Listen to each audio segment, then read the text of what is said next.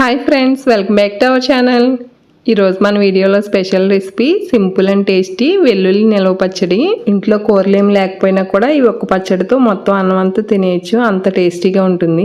వెల్లుల్లి నిలవ పచ్చడి చేయడం కోసం 100 గ్రాముల చింతపండు తీసుకుని అందులో ఒక పెద్ద గ్లాస్ వేడి నీళ్ళు పోసుకుని నానబెట్టి ఒక పక్కన ఉంచుకోవాలి. ఒక 250 గ్రాముల వెల్లుల్లిపాయలని ఇలా పొట్టు తీసి ఒక పక్కన ఉంచుకోవాలి.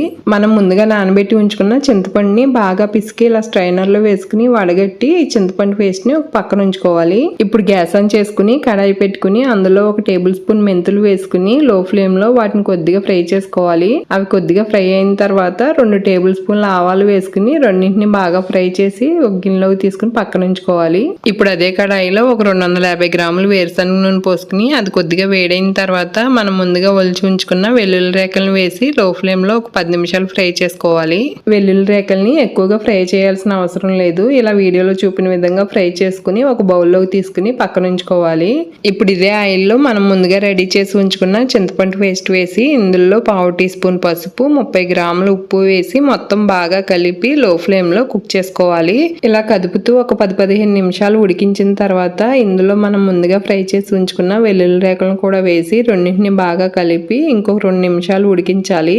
ఇలా వెల్లుల్లి రేకలు వేసి ఉడికించడం వల్ల ఈ వెల్లుల్లి రేకలు అనేవి ఘాటుగా లేకుండా ఉప్పు పులుపు బాగా పట్టి చాలా టేస్టీగా ఉంటాయి. ఇలా 2 నిమిషాలు ఉడికించిన తర్వాత గ్యాస్ ఆఫ్ చేసి వీటిని చల్లారనివ్వాలి.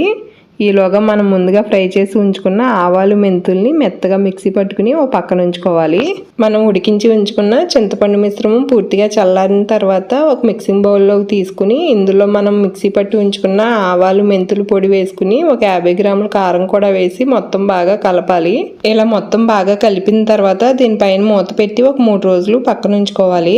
3 రోజులు అయిన తర్వాత మూత తీసి మొత్తం అంతా ఒకసారి బాగా కలిపి ఉప్పు కారం చూసుకోవాలి. ఉప్పు కారం పులుపు అన్ని కూడా కరెక్ట్ గా సరిపోయాయి. ఇప్పుడు ఈ పచ్చడిని గాజు సీసాలో గానీ గ్లాస్ బౌల్లో గానీ పెట్టుకుంటే 2 నెలల వరకు ఫ్రెష్ గా ఉంటుంది. ఫ్రిడ్జ్ లో పెడితే 4 నెలల వరకు ఫ్రెష్ గా ఉంటుంది.